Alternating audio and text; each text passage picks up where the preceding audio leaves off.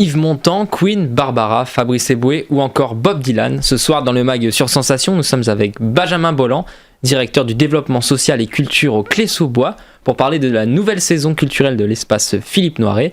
Bonjour Benjamin.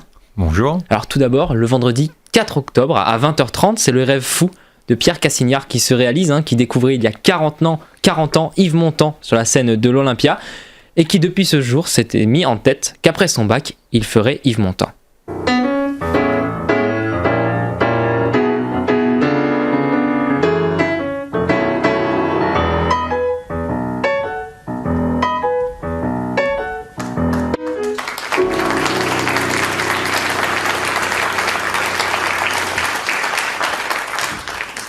Moi je suis venu à pied et doucement sans me presser j'ai marché. À pied, j'étais sûr de vous trouver. Je ne me suis donc pas pressé en marchant à pied. Alors quelques années sont passées depuis son bac, mais ça n'empêche pas que c'est un très bel hommage aux chanteurs pour petits et grands. Ah oui, tout à fait. Puis Pierre Cassignard, c'est quand même un grand monsieur du théâtre, plusieurs fois récompensé, donc c'est une grande chance de l'avoir au Clé-sous-Bois. Mais il explique très bien son spectacle, je crois que c'est une rencontre pour lui. C'est grâce à Yves Montand qu'il a fait du théâtre et qu'il a eu la vie qu'il a eue. Donc voilà, ça, c'est un bel hommage émouvant et puis très fidèle aussi à l'ambiance d'Yves Montand, donc pour tous les... pas les nostalgiques, mais encore les amoureux de cet univers-là, du crooner, du chanteur populaire, voilà. Crooner français. Français, Yves Montand. Oui, français. Et chanson française, on va dire. Française, mais de son histoire d'immigration aussi italienne, qui est aussi très très symbolique. Voilà, Yves Olivi. Voilà, il nous emmène on replonge dans l'univers d'Yves Montand et c'est avec grand plaisir. Et il le fait avec une grande sensibilité surtout, et c'est ça qui est très touchant. Accompagné d'un piano. C'est piano-voix, c'est vraiment un duo, donc on est vraiment dans l'ambiance Montand, parce que c'était aussi ces ambiances-là qu'il aimait.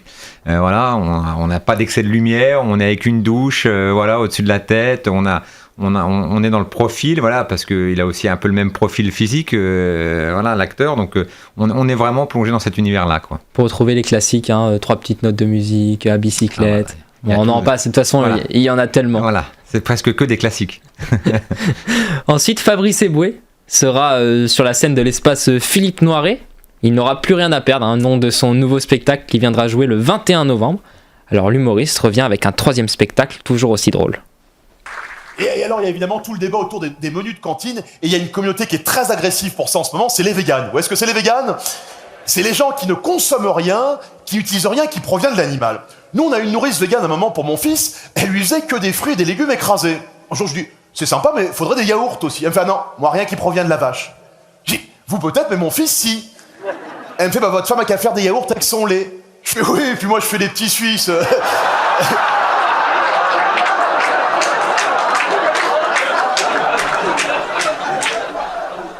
Les véganes, c'est-à-dire le concept des véganes, c'est tous les... Un humoriste français qu'on connaît, qu'on voit un peu partout. Qu'est-ce que ça fait de recevoir un grand humoriste français et aussi grand acteur français chez vous?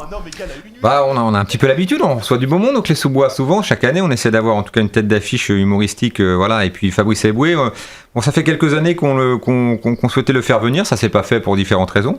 Donc là c'était l'occasion, et puis on est dans l'humour caustique, on est dans quelque chose de très lié à l'actualité, et puis c'est un humoriste sans concession, qui s'attaque aussi à notre propre faille, mais aussi à ses propres failles à lui. C'est ça qu'on aime chez Fabrice Eboué, c'est que dans la moquerie de l'autre, il y a aussi la moquerie de soi-même. Et c'est ça qui fait aussi qu'à un moment donné, un humoriste tient dans la durée, ce qui est son cas.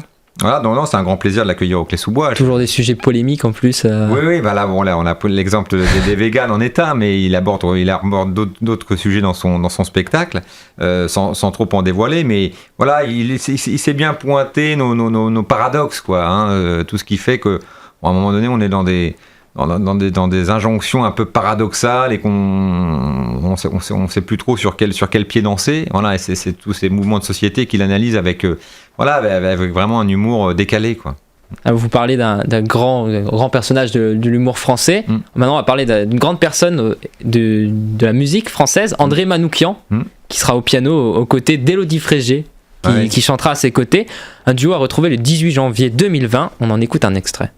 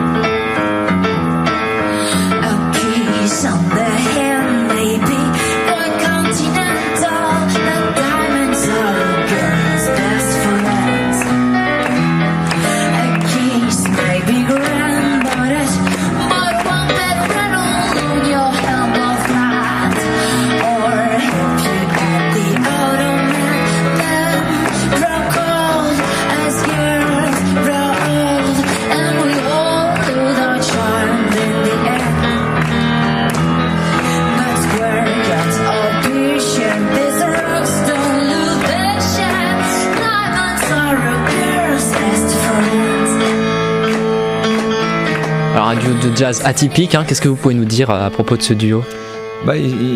Leur pitch, c'est la belle et la bête, donc voilà, c'est un peu ça. Mais je pense qu'ils ont c'est un duo qui fonctionne très bien. Ils ont un grand plaisir à jouer tous les deux. Ils reprennent aussi des grands classiques du musical américain. Enfin voilà, on est dans un concert très très très chaud, très complice, très drôle, parce que les deux sont aussi deux personnages très très drôles, très très sympathiques. Donc voilà, ils nous emmènent dans un univers, voilà, tout en jouant tous les deux l'un avec l'autre tout au long du concert. Donc ça fait quelque chose d'assez vraiment d'assez familial, d'assez sympathique, et puis avec une qualité artistique, voilà, qui qu'on leur connaît à chacun. Hein. Voilà, exactement. Donc à la fois André Manoukian au piano, c'est toujours un plaisir et un régal de le recevoir, et puis Élodie Frégé, c'est aussi une carrière maintenant qui commence à durer, et puis là elle se confronte aussi à un univers un peu spécifique, et c'est aussi une belle prise de risque qui fonctionne très très bien. Qu'est-ce qui vous a donné envie de programmer justement ce duo qui prend un risque à faire ce type de musique? Justement, c'est de trouver aussi des univers un peu décalés, quoi. C'est-à-dire que on aurait pu prendre Élodie Frégé pour des titres plus classiques de chansons françaises. Bon, là, l'association avec André Manoukian, on l'a trouvé particulièrement intéressante, parce que il y a aussi un jeu de théâtre entre les deux. Il nous emmène dans un spectacle, quoi. Ça, c'est plus qu'un concert, c'est un spectacle. Voilà, et du coup ça permet aussi à des gens qui sont pas forcément très très partants uniquement pour les concerts de venir voir quelque chose d'un peu différent. Voilà. Alors ensuite, les fables de La Fontaine, hein. Je pense qu'un grand nombre d'entre nous les a apprises à l'école, mais là c'est deux comédiens qui les adaptent de façon spectaculaire et déjantée. 15 fables du poète le 29 février 2020. Alors il joue les animaux, hein, qui sont dans ces fables, une suite de rébus qui deviennent poésie. Comment ça se déroule ? Là c'est un peu barré, hein. C'est la compagnie Tabula Rasa, il nous emmène dans un univers qui est à la fois du théâtre, il y a de la danse, il y a du théâtre d'objets, il y a de la marionnette, il y a du théâtre de papier. Enfin voilà, chaque fable est une aventure, propre à elle-même. Ils sont très très fidèles au texte. Bon, ça c'était leur volonté de départ. Mais par contre, ils nous emmènent dans un univers complètement déjanté. Chaque fable est source de fou rire pratiquement, parce que moi je l'ai vu à Avignon plusieurs fois. Les enfants sont complètement captivés, morts de rire. Enfin, c'est vraiment la grenouille est faite avec un ballon de baudruche qui explose. Enfin, tout est sujet à détourner la fable et à la rendre encore plus populaire que ce qu'elle n'est déjà, parce que les fables sont très populaires. Mais voilà, de permettre aussi même aux plus jeunes, de découvrir ces fables, découvrir le vieux français, oui. Voilà, dans les textes qui n'est pas originels. forcément facile en plus à comprendre. Mais de manière hyper, je dirais, illustrée, voilà, et de différentes manières, ce qui fait que ça devient très très accessible et très très drôle. Merci beaucoup Benjamin Bolland d'avoir été avec nous dans le mag sur Sensation. Alors je rappelle que vous êtes directeur du développement social et culture au Clés-sous-Bois. Alors on peut retrouver toutes les infos concernant l'espace Philippe Noiret sur le site lescléssousbois.fr, et vous pouvez réécouter ou revoir cette émission sur notre site internet et notre application Radio Sensation.